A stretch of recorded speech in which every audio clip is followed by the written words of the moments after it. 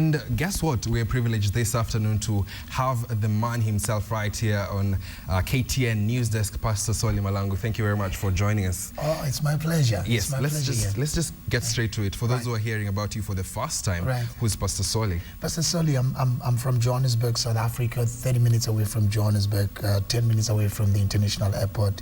I'm 43 years old. I've been married for 20 years, 3 children. My wife is here. 2 of my daughters, their names, the middle daughter, you'll love this. My daughter's name is Amani, and the other one is Asante.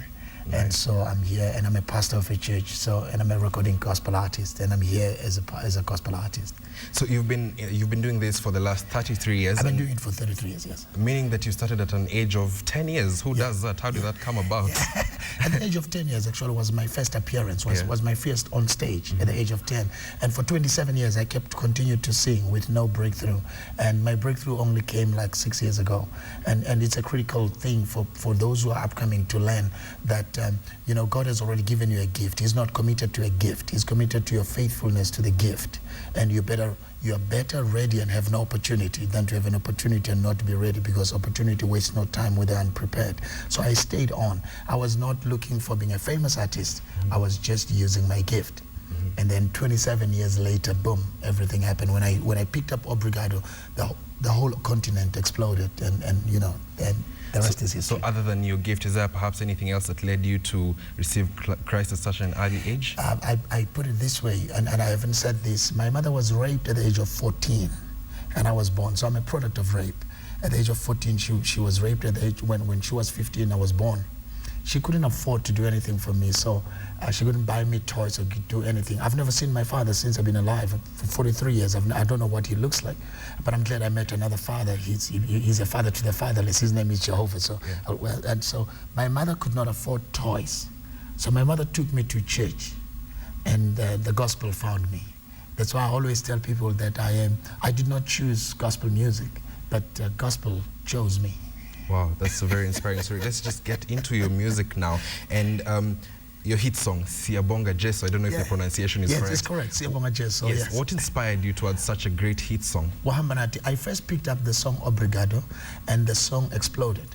And the people, and Obrigado means thank you. It's a Portuguese language saying thank you. And people asked me and said, what are you going to do next?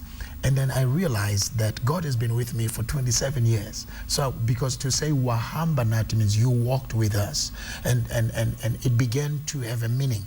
When I sang that, it was personal, Wahambanati, for 27 years. But then I realized that our country, South Africa, for God has been with us to be where we are today.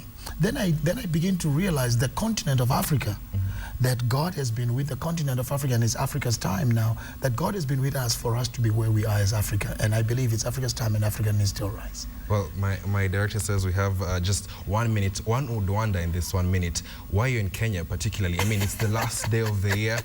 Someone would expect you to be somewhere else. Why Kenya? I'm told Kenyans support my music, live my music, and then a call was put through More Sound Events. They're doing Groove Party Awards at the Safaricom Kasarani Stadium. Yes, you're right. And it's happening tonight. The gates are opening at 4, and they invited me. I said I'm going to come because I was told that Kenyans love my music. One special thing that happened to me on this trip coming here in Johannesburg, when I was going onto the plane, a couple came in and met me and said, Karibu. And then I said, oh yeah, they said, welcome to Kenya. They told me in Johannesburg.